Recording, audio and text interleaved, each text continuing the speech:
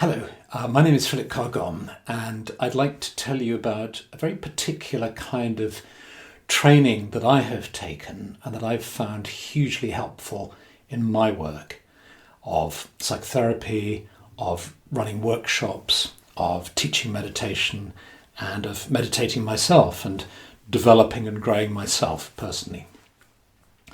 And this system is called Sophrology.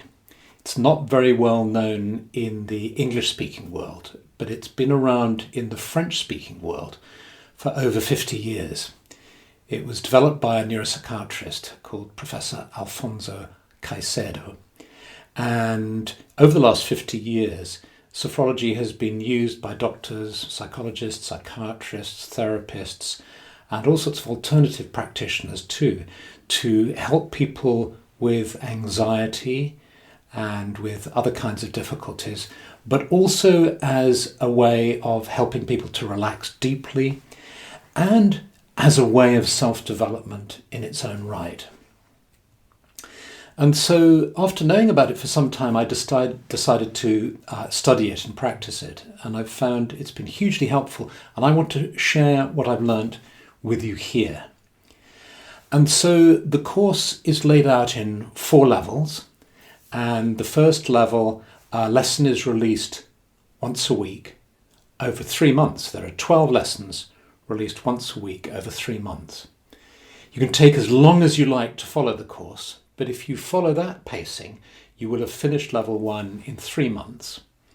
And then levels 2, 3 and 4 take 2 months each, so they are 8 lessons released weekly. So within a year, less than that, if you follow them all through without any breaks at all, you will have received a very full and deep training. And there are 2 reasons why you might want to follow this. One is purely for your own development. Taking a program of sophrology in this way really deepens one's sense of awareness, of embodied awareness. It's similar to working with mindfulness. It includes mindfulness work, but it's much more than that. So my sense is that it's mindfulness plus. All the ideas you find in mindfulness are within sophrology and practices too, but there's much more that's added on to that. And so you can undertake this training simply as a tool for your own personal development, a way of personal development that will increase your awareness and help in your development at the spiritual, mental, emotional and physical level, increase your sense of well-being. But you can also take this training if you want to use it to help other people. And if you want to incorporate some techniques or ideas of sophrology into whatever practice you currently have.